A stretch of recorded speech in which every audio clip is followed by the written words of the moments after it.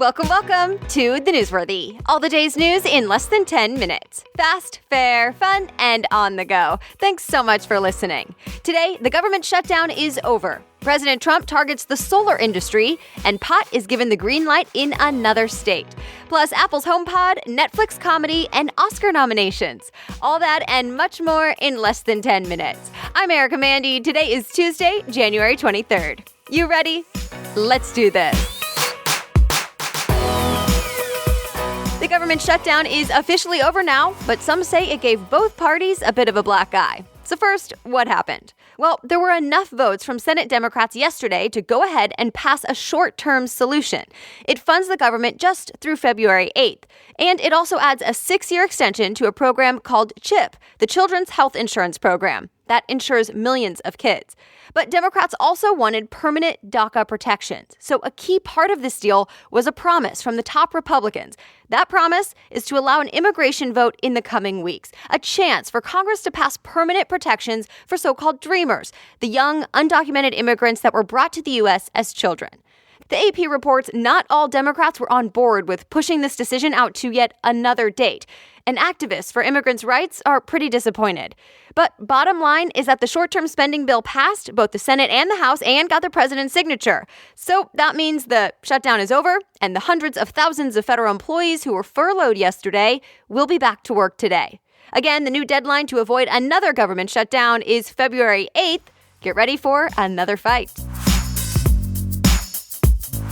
There will now be a tariff on solar equipment made overseas and imported into the U.S. Bloomberg reports President Trump just approved 4 years of tariffs, or basically a tax, starting at 30% and gradually dropping down to 15%. It's a big deal because Bloomberg says the solar industry gets 80% of its parts, like solar panels, from overseas. President Trump hopes this levels out the playing field for manufacturers here in the U.S., encouraging solar companies to buy parts here.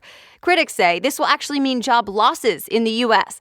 Companies and developers will have to walk away from projects and leave some states. The cost of getting renewable energy will likely go up. Leaders of USA Gymnastics are stepping down, specifically the chairman and some board members. The New York Times reports they've been under a lot of pressure to leave over the molestation case involving a team doctor. Some gymnasts say USA Gymnastics turned a blind eye to the abuse and didn't do enough to stop it. Remember, more than 150 gymnasts have now accused former team doctor Larry Nassar of molestation. He's pleaded guilty to at least some of the cases, and he could get life in prison. Many of the gymnasts have been speaking in court last week and this week during Nassar's sentencing. That stretch of Highway 101 in Southern California that turned into a muddy river earlier this month is now back open. Remember, there was a deadly mudslide in Santa Barbara County back on January 9th, and it took out homes, streets, and part of the freeway. The LA Times reports it took 2 weeks for crews to clear out the thick mud and fix the guardrails and all the signs, but traffic is now allowed through once again.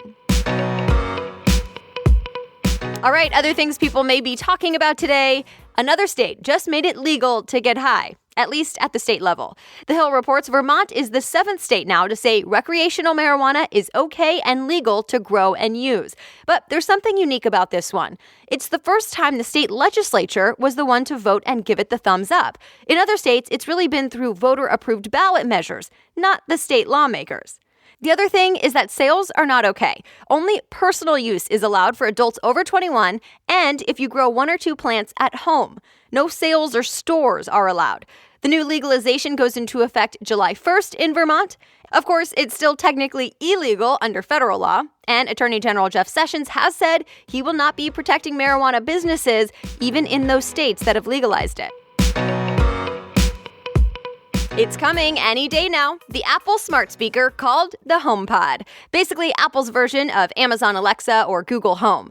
Digital Trends reports it's expected to go on sale and start shipping in, quote, early 2018, and word is that it'll cost $350.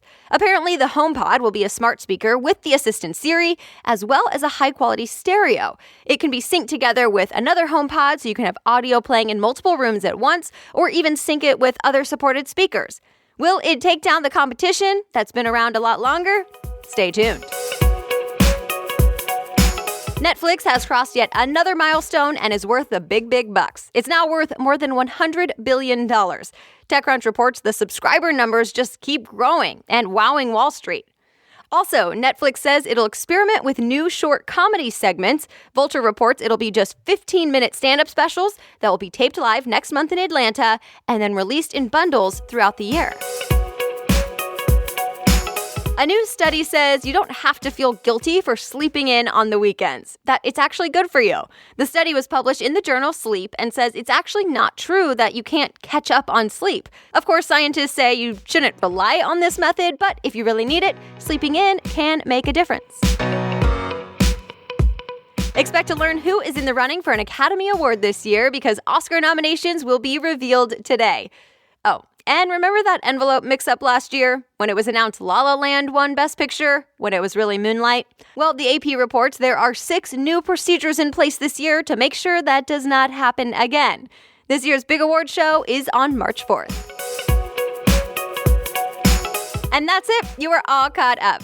Be sure to subscribe wherever you're listening. This will make sure you don't miss an episode so you stay in the know each weekday. And if you want more information about today's stories, all of that is there for you on thenewsworthy.com. Click episodes and today's date.